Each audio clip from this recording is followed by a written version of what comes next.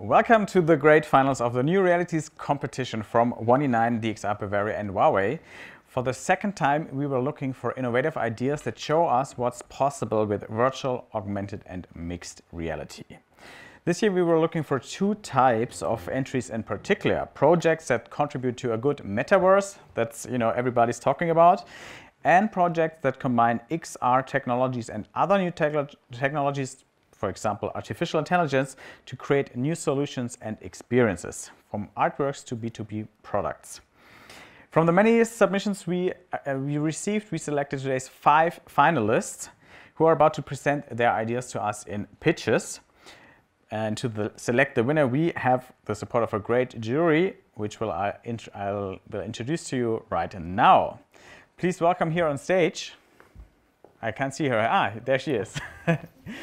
Kathrin Wimmer. Hi. Hi. Great to have you here. Thanks. Kathrin studied history and art history, and worked in various exhibition houses such as the Pinakothek der Moderne or the Franz Marc Museum in Kochel. From 2014 to 2018, she managed her own gallery with a focus on Munich artists. And since 2018, she has been curating the digital art space here in Munich. Hi, Kathrin. Hi, nice to meet you. Joining us remotely are two jury members. One of Matthias Bastian. He's over there. He's the founder and publisher of the online magazine mYndstorm, the most important German language source for news and analysis about XR, which also deals with artificial intelligence and the relationship between humans and machines. Hi, Matthias. Hi. And joining us virtually also is Tim Dyson. He's an XR creator himself and has built his own creative studio in Berlin, Studio Dyson, that uses VR and AR to create interactive experiences, story living instead of storytelling at the interconnection of art and technology. Hi, Tim. Guys, very nice to be here. So before we hear those pitches, I'm interested in what you as the jury expect from the entry. So what makes a good pitch for you? What makes a good idea, a good project for you? Kathrin, maybe you share your ideas first. Okay, I begin. For me, it's important to create a new systems, a new product, a new solution. Maybe with the technology XR or in combination with other technologies, augmented reality or virtual reality. And maybe you can improve our existing process or system structures. You can create a new idea or new solutions. So adding something to improve the world in this. That's good. Yes, that's what 1E9 is about. Matthias, I know that you are, as a journalist yourself, a critical mind. So what makes a good project? So, yeah. Makes a good project for you? Yeah, like you said, so in my role as a journalist in the field, I have, of course, seen and tried a lot of ideas in the last 6 years. Many great ideas, also many highly financed ones. But I also have seen many of those like they disappeared from the market again, and nothing much has happened except a lot of hype. And this is why I pay particular attention to the benefits and the practicability of XR applications, especially because it's still such a young medium, so that it's not trapped forever in this experimental phase. Great. So watch out, finalists. Tim, you're an XR creator yourself, so you know how to do it, how to use the technology to do great stuff. What do you think is important to convince you? I think for me, it's going to be quite interesting to see kind of like the finalists and what they did, because it's an exciting time with so many different technologies that come up and that can be combined to maybe create new kind of experiences and also to create new kind of content together with it. So I'm really excited to see how they're approaching this and what it is actually they're bringing together and what they're creating with it. Perfect. Now, with this preparation, we'll start with the pitches. I'll explain the rules to you shortly. Each participant has 3 minutes to pitch, followed by 2 minutes for questions from our jury. Kathrin and I will leave the stage in a second. And because our first finalist enters it. It's Florian Albert from AVES Reality. Florian, come to us. Kathrin, we leave on this side. Give you the signal to start, Flo, and then you have 3 minutes. You see the time over there. So you feel ready? Yes. Yeah. Nice to be here. Thanks. Great. Now, 3, 2, 1, and go for it. Yeah. Hello, everybody. My name is Florian, and I'm happy to present AVES Reality to you, our company. We are a team of 3. It's Matthias and Severin on the tech side, and me on the sales side. We're currently spinning off from TU Munich and are funded with an access program. And let's just imagine we had self-driving vehicles and you would be in there, and how relaxing could that get? You could probably sleep while the car is driving. So I guess everybody would be willing to pay for this. But as soon as the car would encounter a situation which it cannot handle on its own, this will get a problem, because then the delivered and promised customer value will not be there anymore. Therefore, R&D teams of automotive companies would do anything to prevent and solve these failure cases. So what would they do? They would discuss it and they would see, okay, we somehow need to replay and reconstruct the scenery to understand what happened. And then they would further conclude that this would need large amounts of 3D modeling work, and they would not even know what to model because they don't know about the scenery and map data. So this is where we come into play. We turn satellite images into georeferenced VR worlds, any place on Earth. So if we see that there is a point of failure somewhere where the car was not able to proceed, we can easily turn this into a VR 3D world. So basically, we're turning real roads into virtual test tracks without manual work, and they pretty much look like the original ones. So how can this happen? We combine satellite imagery, which is globally available, with other geodata sources, then put our AI magic on this to extract further information on top of that, and bring all this into our procedural, properly and proprietarily developed generation plugin for Unreal Engine, which then automatically generates the 3D content in Unreal, ready for VR. So basically, we do not only want to create highways and environments around highways, but we will move forward to creating cities, urban environments, and finally the whole planet. This could be useful for not only automotive, but smart city, architecture, aviation simulation, or disaster and flooding simulation, but also talking about VR, XR, etc. could be useful for VR rescue trainings, VR travels, or gaming applications. So, as a conclusion, we have the vision to create a VR twin of the world. Talking about the metaverse, this is what we understand by metaverse, a georeferenced VR accessible world. Are you ready for this, to join it with us? Thanks. Thanks, Flo. You even, you have 20 seconds left, so you delivered your message just in time. Thanks for that. Now, I hand over to the jury, Tim, Matthias, and Kathrin, who has a follow-up question to Flo. First just jumps in. I can start. Should I start?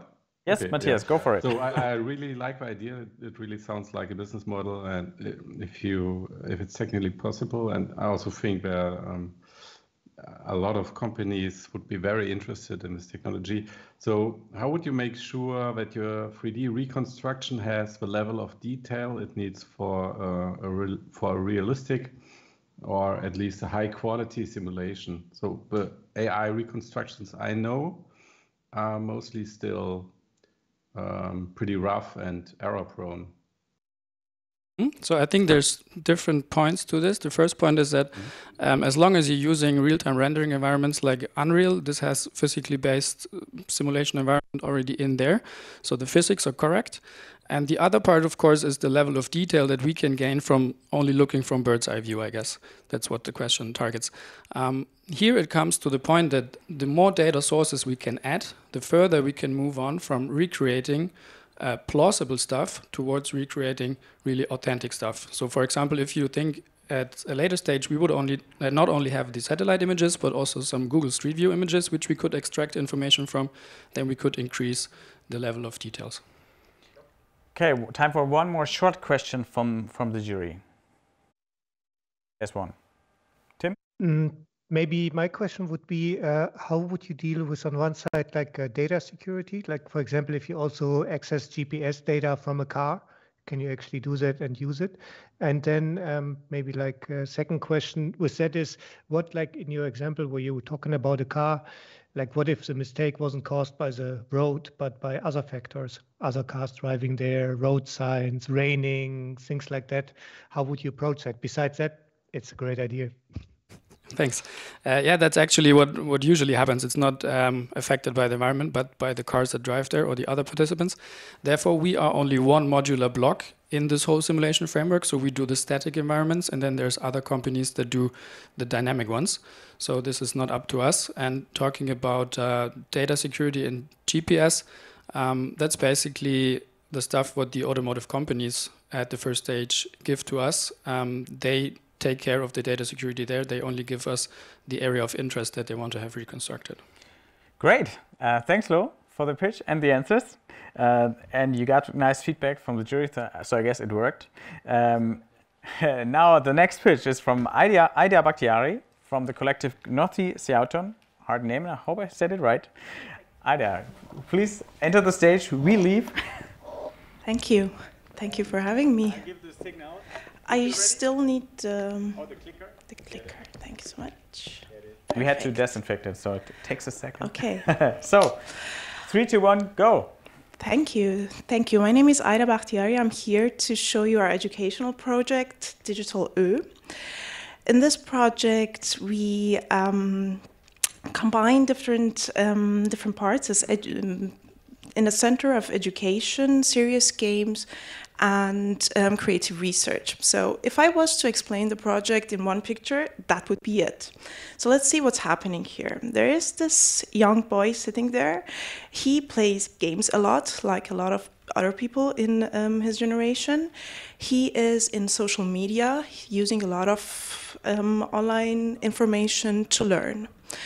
The other person on this picture is this elderly person sitting there. Like the other half of her generation, she uses smartphones, but she's very dependent on having the information probably from her grandchildren or other people.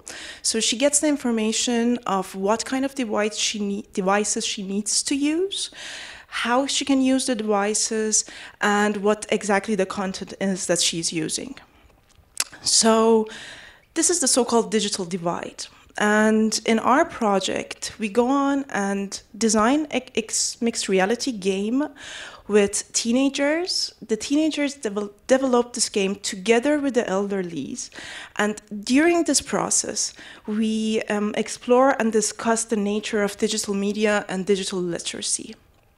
So how can we do it? How can we bring these two people to understand each other, to talk to each other, to learn the language of each other? We use design thinking and user-centered design. We go on, we try to understand each other, we try to make some empathy for the other generation. We define the needs of the other participants and the requirements they have. And then we go on, design a lot of different tests. The pictures you can see here are the pictures from the project we did already as a pilot for the things that we want to do next year. And then we go on and test a lot. So the goal of our project is to narrow the digital divide. We want this, we call him Tom, this young boy to not just use the digital devices, but act and design some. And we want our elderly people to be able to use the devices on their own, be able to decide what kind of devices they actually need and be able to use them also if they have these devices to use. So we want to narrow this digital divide by motivation, helping them to understand each other, by empowerment, and by proficiency. Thank you so much, and thank you for all the people who helped us already doing the tests. Thank you, Aida. That was just, exactly 3 minutes. So, I guess the jury has some questions. Please. Maybe, who wants to start? Yes, Karin, go for it. Okay. thanks a lot for your project, for your presentation. Maybe you can explain a little bit more of the project, with what you will do in the next steps. So. Well, in the next steps, we tried to start with Corona. Yeah, we are trying to test a lot more on this cross-generational projects, educational projects we're doing. The schools are very limited in the disciplines, in the ages and stuff, so we are doing a lot of testing on that. How can that work from the educational perspective? We have a lot of experts that help us by the research, so understanding what are the problems all older generations. And on the other third part is this creative research aspect of it. So we are doing also a lot of research on what's on the market also for the older people to use and how can they use it. Yeah. Another question from the jury? Matthias or Tim, want to ask a question? Yeah, I got one. Or Tim, do you? Okay. First of all, thanks for the pitch. I really like your approach. Why do you think you need an XR game or app for this project? Well, I have this whole setting with my grandmother. I was thinking a lot of starting the pitch with that also, but my grandmother started to use digital media 2001 with Yahoo Messenger. And her motivation was to talk to us because we came to Germany. And I've been doing a lot of virtual reality and augmented reality with her. She passed away last year, unfortunately, but augmented reality was a very easy device for her to use. So the first step was the mobile. It was much more easier for her to use the device on her like the mobile as a device and not the computer. And augmented reality was making it much easier for her to use, and it's really nice for the children. So the one target group we have is the younger people, and for them is also a very nice thing to do. They are not just on the computers, they can use it at home, so there are a lot of reasons. Yeah. Great. Thank you so much, Aida, for the pitch. We have our next participant coming up. Just as an information to you, as a reminder, we said everyone can participate from a great idea that's only existing, in your head on paper to a full-blown product that's already on the market, which makes it hard for our jury to compare. But we thought, okay, we want to give a stage to visionaries and people who are already full-blown business mode. And the next one, who has a great vision, our next participant is Richard Noack from XHACK. We leave the stage. Do you feel good? Yes. Then I would say 3, 2, 1, and start.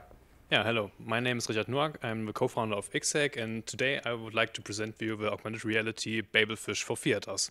For everyone who doesn't know the Babel Fish, a small introduction. The Babel Fish is small, yellow, leech-like, and probably the oddest thing in the universe. It feeds on brainwave energy, absorbing unconscious frequencies and excreting a matrix of conscious frequencies to the speech centers of the brain. The practical upshot of which is that if you stick one in your ear, you instantly understand anything said to you in any language. Unless we explore the Babel Fish, we have to deal with translation by ourselves in a multilingual world, and I think this is something everyone is experiencing as we do it here in Germany, having a conference in English language. And so we deal with a lot of technical solutions for that. We have all kinds of earbuds doing translations. We have translators sitting in conferences and also having whisper translations in theaters, for example. In talking about theaters, there is a solution called surtitling. Similar to subtitling in movies, you have translation on the screen near and mostly over the stage. And here you see the problem. You have to decide which language you have to have on stage and also which one you translate in. And in a world with over 7,000 spoken languages and really global, you have to overcome this issue because everybody has to know what is spoken on stages. So Lynn Garner from The Guardian said, great translation make foreign production accessible, but poor ones are distraction. Should subtitles sometimes be shown with a stage door? We think no. That is the reason why we started the cooperation with the Boat People project, Panthea, Vodafone and XHACK to overcome this problem. and we will start an augmented reality theater hackathon.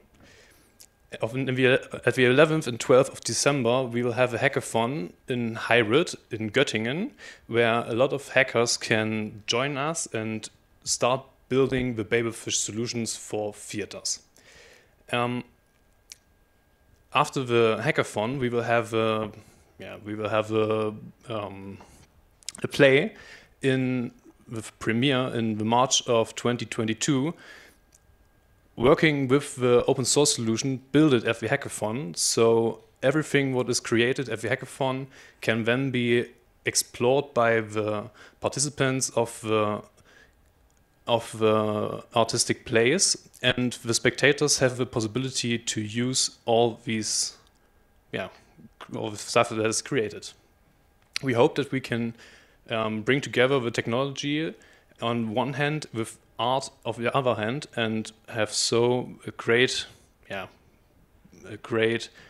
product or great use case for art, and especially for augmented reality and translation.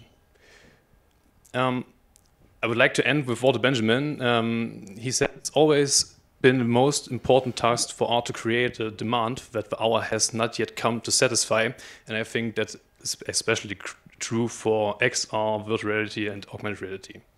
Thanks. Thank you, Richard, for this pitch for the Babel Fish AR. I can't wait for it personally, but I don't count here. So, does our jury have questions to Richard? Maybe if it's okay, I start with a question. And I mean, it's a great idea, and I know there's a lot of need for translating and a lot of that can be done with it. But my question would be, why do you use augmented reality for that, where you could also translate an audio stream and get that to the person? Because in a way, AR is a lot of times can do much more than just putting a text. So that would be my question. Yeah, unless we haven't the fish, the problem is that what the actors are doing on the stage is really important for the meaning of the play. And also we have a problem if you play music. How did you get that onto the actors or onto the spectator's ear without distracting everything? And we also can use the augmented reality setting for including people of deaf or having easy language, and in this case we don't need everything to prepare by speech. We can also have a lower quality translation with maybe an AI solution that is translated in real time or something like that. But having the augmented reality is a real it's the easiest thing for us to do, because it's also have a low. I think it's the easiest solution for us. What do you think? What is the price for such a product? That's a really good question. The AR devices are really expensive right now. We think we have partnered up with Vodafone. They offered us a lot of support about the hardware, because they were pushing really hard on 5G technology and also in the XR field. And I know that a lot of producers are outselling their stocks from older generations of hardware really cheap, and this is what we're using now. And the technology is also really, really good for our use case, because we don't need much. We only need an individual translation, and most of the devices are ready for that. And we are using the Unreal Light, and they also have a new one next year, and also other devices from other great. All right. Thanks, guys. Thanks, Richard, for the pitch and the great idea. Yes, this was theater, and we stay in the field of art and creativity, because our next participant is Kathrin Brunner from mYndstorm Productions. Stage is yours. Hello. Hi, Kathrin. So, hi, I'm Kathrin Brunner from mYndstorm Productions, and I'm going to tell you a little bit about Mind the Brain. And she's gonna start now, yes. And I think, yes, you can see it here. So Mind the Brain is a neuro-reactive VR installation, and you might ask yourself, what is this? Mind the Brain is a journey through the brain that brings you through the world of your brain from the material side by images that we visualized that have a scientific background to experiencing the brain. That means we work with a computer-brain interface and generate images that come from a deep unconscious by interacting with a computer-brain interface. And so why are we doing this? First of all, take a little step back. We heard a lot about product pitches. We all think about how will the world of VR really develop to, and I would like to take a stance for the large community of people that approaches this from an artistic standpoint, because we know that we have a three-dimensional web coming up. We have new structures, and I think many of us can't really imagine yet what is happening when it comes to a three-dimensional web that some people call the metaverse. And if we do design thinking, we already need the questions. We already need to have the problems to solve. This is why we think an artistic approach is much better. In our case, we come from a place that maybe a lot of people still find themselves in again. We had a major disruption in our lives 4 years ago with my husband Oliver, who's there in the back, who had a severe stroke. And we learned how incredibly beautiful the brain is because it can connect and reconnect. And this actually took us to the vision to bring people into their brain and to show them the beauty of their brain. And that actually also brings us to Mind the Brain, because who is ultimately, if you're in a state where you have to begin all by yourself, and I think a lot of people now with Corona again will have a very deep understanding of the situation, more than like 3 years ago, 4 years ago when we were in that situation. It's yourself. It's yourself, and who is ultimately telling you who you are and who's explaining you all these stories? It's your brain. So what we do in Mind the Brain is we have a journey through the brain where we visualize scientific images, and then we bring one person with a VR headset and a brain interface into a VR reality. And you see in the background from the journey that we bring up archetypical images that we take from C.G. Jung, and they come into being by playing with the brain interface. So these are very deep and personal experiences. You see what we did here at Deutsches Museum. We had a show like this at Deutsches Museum, also here at the Blitz Club, and we would like to bring this to a much wider audience, and we're looking for partners and sponsors for that, and that's my pitch. Thank you, Kathrin. So you connect the brain to VR. Yes. And I guess our jury has questions to this. Who wants to ask the first question? There's a big question mark in the faces. So, do we have any questions? I can start. Go for it. Thank you for the pitch. I think it's a very exciting art experiment. I really like how you combine the audience, like one person with a VR headset and the others are watching. How exactly does the visualization technique work you try to implement in this? Repeat the last part of the question, please. We had a little outtake. How do you Sorry. visualize? Okay. how do you transfer the brain signals into images? Brain signals into images, yes, absolutely. That's what we're doing. It is not that we really get images out of the person's head, but we have archetypical images inside the experience, and the computer brain interface reacts. So if we have the person concentrating, we really can play, and I think we created a system that even we don't fully understand. We're having people visiting the show that come from a neuroscience background, and they're also very interested in what we actually created here. So it's actually a play, and it works with archetypical images, and many people have create an emotional, personal story with that. So yes, it's an exciting, it's not only an experiment, it's an experience, and it works also as a collective experience, as we have seen. Thank you. fully understand the question, so I hope I could answer. Yeah, sorry for that, guys. Who else wants to ask a question? Yeah? Yeah. It's not really a question, so it's not so easy to understand this project for, I don't have the experience for this, and so maybe you could explain it a little bit, or we talk about the project so that we understand it a little bit more. Okay, so what happens is we have a group of people coming into the room, if it's an installation like we had last week at the VR lab, where we choose one person. You've seen the picture at the beginning, and this person is, our chosen one, gets a brain interface, so in classical EEG, so we're not working like Elon Musk with setting electrodes inside the brain. We take outside brain measures, and we work with the relative change in the frequencies that our brain has if you're relaxing, if you're focusing. So this creates an input signal from a technical side.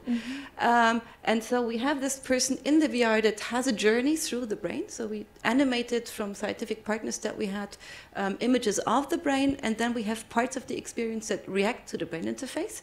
So a simple one is you saw the large neurons. When they're blinking, that is actually generated by the person in front of the audience. And we have a last part, is called the poetic room. This poetic room is a golden particle system that gives shapes if the person concentrates on these shapes. And because it's basically reacting to the reaction of the person, this gets a very personal process. Okay, thank you. Thanks. Thanks, Karin. Kathrin. Thanks, Karin. Thanks, Kathrin.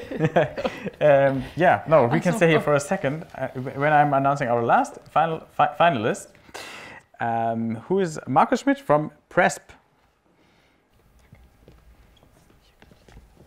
And he will be right here on our stage. Hi, guys. Hi, Markus. We leave the stage. Up to you. Thanks. I would say, go for it. Imagine standing on a stage in front of 200 people.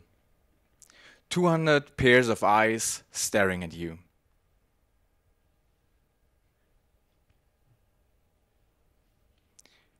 You open your mouth, there's no word coming out. Your palms get wet, your forehead starts dripping, and your heart just skips a beat. If you could feel the scenery or even get nervous by looking at this picture, you might belong to 42% of human beings who have fear of public speech. So being in front of people and talking to them is the biggest fear of all mankind. So this is where we come in. So we thought, why not support the fight against this fear with the newest and coolest technology? So just imagine putting on your headset at home in your safe place, and immediately you're in front of people.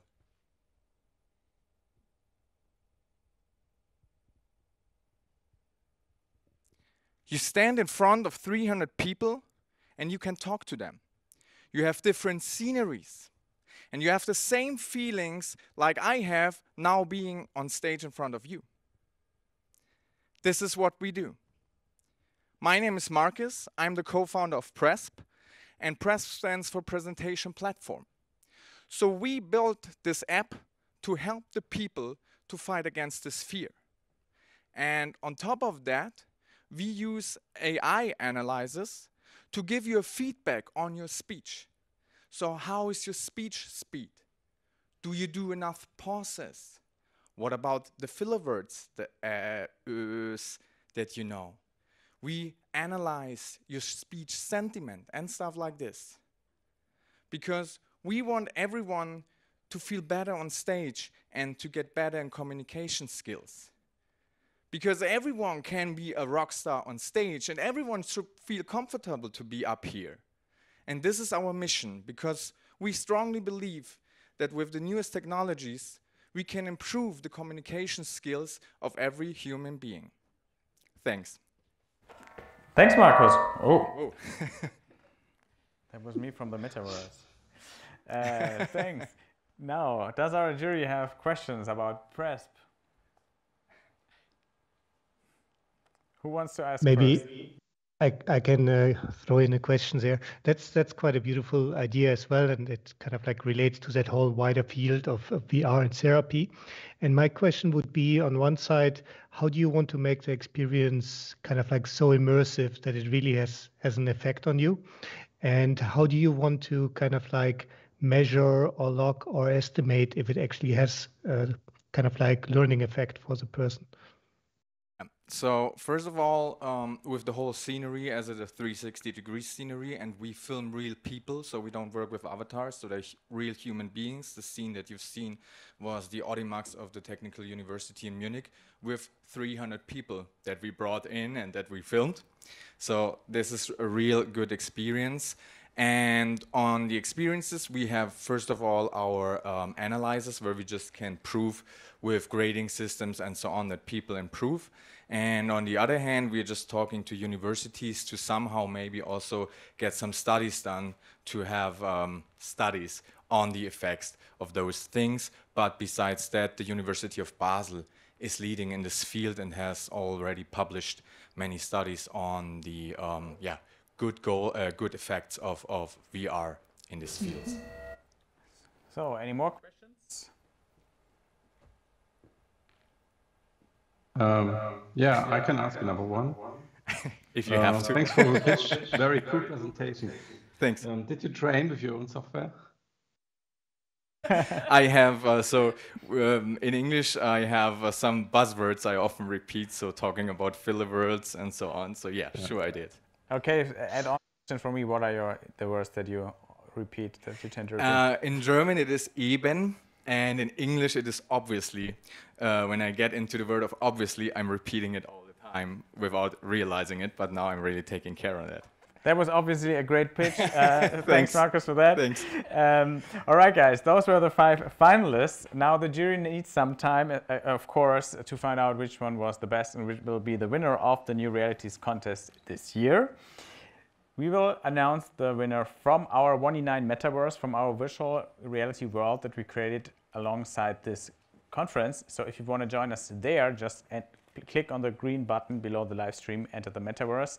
Then you will enter our lobby, and there you will find a major portal that says live streaming.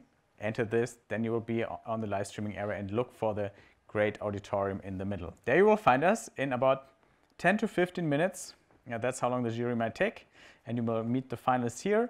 All right, guys. Everyone here, let's just check.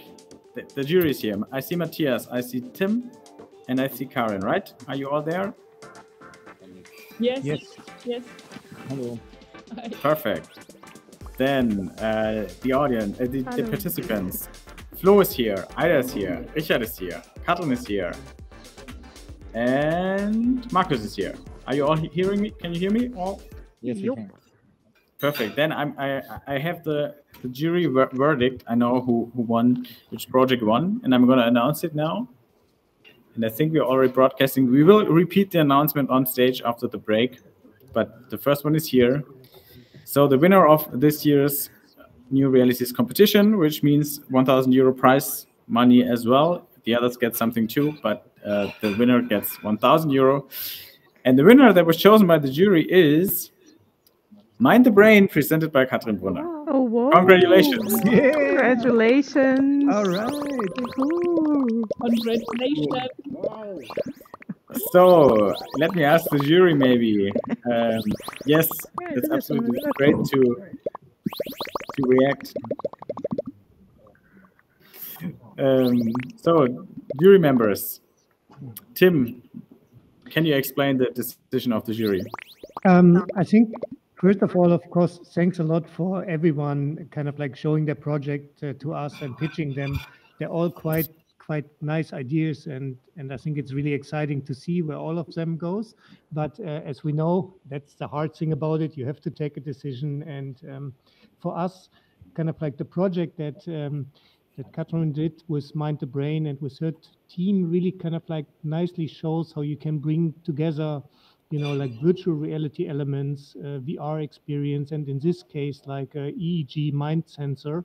And we think it's very fascinating on one side from an artistic point of view, because it gives you the possibility to create kind of like new art forms, letting your brain directly manipulate like a 3D environment. And on the other side, it's also quite nice to do that together with other people and see where this technology goes. So that's why we said that Mind the Brain is definitely like a project that would be great to maybe see it more. And we hope that this prize can also help to kind of like, you know, maybe even promote it a little bit or gives the possibility. Many thanks. I hear many voices at one time, but we are very, very grateful. Many thanks. And there's a very large team that worked on this. And of course, this goes to the team. I don't know if anyone can hear me. Yes, we can. So when they hear it, this also goes to so I just name them all so that we have a quick thing. It's Sebastian Esposito. Many voices at one time, and we are very, very grateful. Many thanks. Ich höre mich doch nicht. Okay. So Fred Kellerman, who was the director, Nilto Carsten Fischer, that did the sound, Brain Boost, our colleagues that did the neuroreactive VR. And so that's just to name a few. There's many people, Juliane Fuchs, that came to this journey. So they're all in this, many more. And this goes to all the team. And I think they will all have a fantastic Christmas. Great, thanks a lot, Kathrin. Thanks to all of you guys for taking part in this journey.